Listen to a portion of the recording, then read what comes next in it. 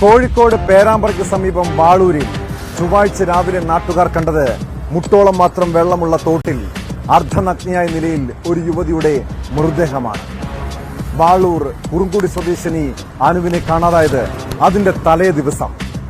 സ്വന്തം വീട്ടിൽ നിന്ന് 2 കിലോമീറ്റർ മാത്രം അകലെയുള്ള ഭർത്താവിന്റെ വീട്ടിലേക്ക് വരും വഴി യുവതി ലിഫ്റ്റ് ചോദിച്ച് ഒരു ബൈക്കിൽ കയറിയെന്നാണ് നാട്ടുകാർ നൽകിയ വിവരം. അത് കേന്ദ്രീകരിച്ചുള്ള അന്വേഷണത്തിനൊടുവിലാണ് മൃതദേഹം തോട്ടിൽ കണ്ടെത്തിയത്. മരണം കൊലപാതകമാണെന്ന നിഗമനത്തിലാണ് പോലീസ്. ബൈക്കിന്റെ ഉടമയെന്ന് സംശയിക്കുന്നയാൾ പോലീസിന്റെ പിടിയിലായതായാണ് സൂചന. കവർച്ചാശ്രമത്തിനിടെ നടന്ന കൊലപാതകമാണോ അതോ മറ്റെന്തെങ്കിലും ദുരൂഹതയുണ്ടോ? ഈ ചോദ്യങ്ങൾക്ക് പോലീസ് ഉത്തരം കണ്ടെത്തണം.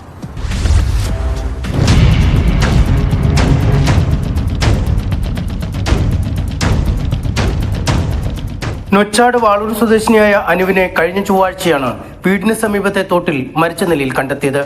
സ്വന്തം വീട്ടിൽ നിന്നും ഭർത്താവിന്റെ വീട്ടിലേക്ക് പുറപ്പെട്ടതായിരുന്നു അനു. തിങ്കളാഴ്ച രാവിലെ വീട്ടിൽ നിന്നിറങ്ങിയ അനുവിനെ ഉച്ചതിരിഞ്ഞിട്ടും കാണാതെ വന്നതോടെ ഭർത്താവ് പോലീസിൽ പരാതി നൽകി. അന്വേഷണം പുരോഗമിക്കുന്നതിനിടെയാണ് തോട്ടിൽ നിന്നും മൃതദേഹം കണ്ടെത്തിയത്. മുട്ടറ്റം മാത്രം വെള്ളമുള്ള തോട്ടിൽ അർദ്ധനഗ്നമായാണ് മൃതദേഹം കിടന്നത്. ശരീരത്തിലെ സ്വർണ്ണാഭരണങ്ങൾ കാണാതാവുകയും ചെയ്തു. വെള്ളത്തിൽ മുങ്ങിയാണ് മരണമെന്ന് പോസ്റ്റ്മോർട്ടം റിപ്പോർട്ടിൽ വ്യക്തമായിരുന്നു.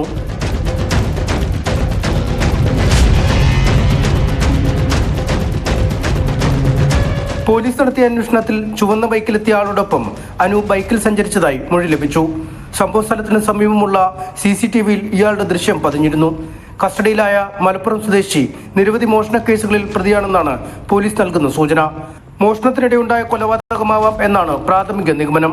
ശരീരത്തിൽ ബലപ്രയോഗത്തിന്റെ ലക്ഷണങ്ങളോ പീഡനത്തിനുള്ള ശ്രമങ്ങളോ ഉണ്ടായിട്ടില്ല എന്നതും ശ്രദ്ധേയമാണ്. കസ്റ്റഡിയിലെടുത്തയാളെ പോലീസ് വിശദമായി ചോദ്യം ചെയ്തു വരികയാണ്.